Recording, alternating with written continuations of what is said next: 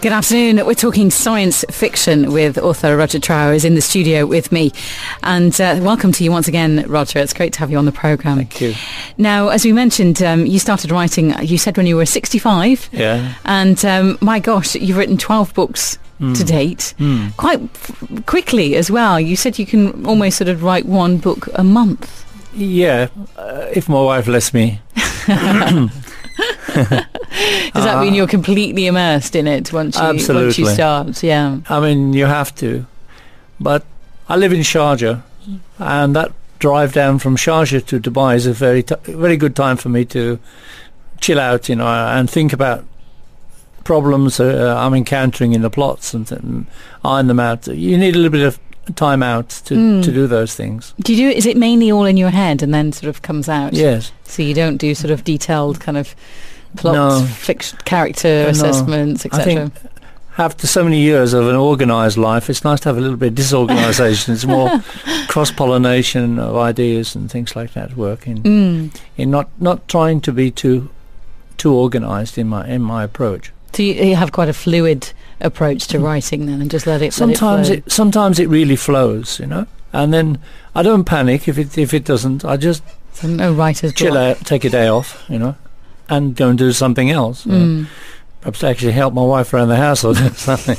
And then I get back in the saddle. Something pops up in my mind. I think, oh yeah, that's all right. That'll work. And then I just expand that.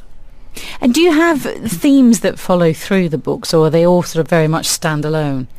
Okay. Well, the first book, the Kyoto Protocol, as the cover notes tell us, is connected with, first of all, a cataclysmic disaster which occurs in the year 2050, which is basically a huge seismic event along the Asian Pacific Rim. Which is at the same time, almost at the same time, there is something which occurs on the Mid-Atlantic ridge. Both of these seismic events trigger huge tsunamis which devastate the industrialized countries which border onto these zones. In the wake of the disasters, there's political turmoil, and it causes a major realignment of the economies and the political powers at that time. So that sets the stage for what happens in Kyoto Protocol. During this period of about 50 years, which is covered by the book, there is a discovery by a Japanese scientist who discovers a protein. And this protein, when they tested it on the lab rats, they find that they actually are able to pass on the memory of their successful passages through the labyrinths that they were tested in. And then the next stage is to take the same protein and test it out on human beings. Okay. On human beings, it imparts a telepathic ability and an expansion of intelligence. So that's the start of the series. Okay. Now, in that we have book number 1 is the Kyoto Protocol, and then we have Shades of Deceit and The Fight of the American Eagles, which take care of the American scenario. And then the other books are all built around the same family, and they go through to about the year 7000. There's lots of things which come up in these books, not just telepathy. Yeah. But other things which are thought to would be connected with telepathy, like telekinesis. Okay. And also, simultaneously, there is a discovery of how to extend human life. All of these issues raise moral dilemmas. Very true. I mean, what do you do with a long life? I mean, people say, oh yeah, I'd love to live a long life, but you don't want to just live a long life. You want to live a long, full life. Exactly. Good health. You want to be able to afford it as well. It's a big issue. Well, you know what? That comes up in the book, which is entitled A Long Life. We have most of our expenses while our kids are going through to the university stage. Presumably they get employed after that, and we don't have to support them after that. So most middle-aged couples are wealthier than when they were bringing up the kids. So imagine a life where you have a long life. Your wealth, your personal wealth, will increase. So a long life doesn't mean to say I've got to afford it. You will afford it because you will have more wealth, disposable income available to you. If you've been smart. Yeah, otherwise you've got a long, miserable life. Exactly, with managing it, yes. Yeah.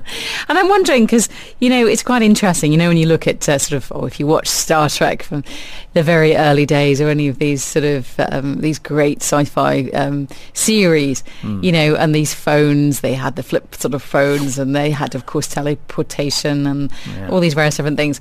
And so many of these gadgets actually have become real now, with the phones, and now there's talk I just read the other day about now I think it was Microsoft, it wasn't, I can't remember who it was now, producing a watch phone, and we've seen all these things in the movies, haven't we? It's probably a Japanese lot. Yeah, I can't remember who it was.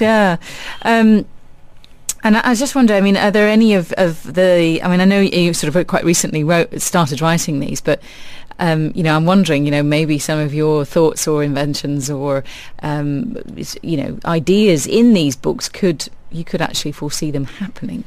Well, there was something uncanny which happened after I had completed the Kyoto Protocol, that some events occurred which mirrored the scenario which I laid out as being the starting scenario for the book. In the Kyoto Protocol, the Prime Minister is a man with a Scottish name, and in fact the name of that character is Ian McGregor. But in real life, now of course we have Mr. David Cameron, Prime Minister of the UK. There were seismic events on the Mid-Atlantic ridge which occurred, and also around the Pacific Rim. So, the scenarios in real life actually mirrored what I'd already written about. A bit uncanny. Slightly, yeah. Gosh, we're completely running out of time, Roger, but I just wanted to ask you very briefly about getting published. Was it one of those scenarios where you started off wanting to be published by a full publishing house? Did you send off the manuscripts, or did you immediately go straight to the online self-publishing? I decided to try to find an agent, a literary agent.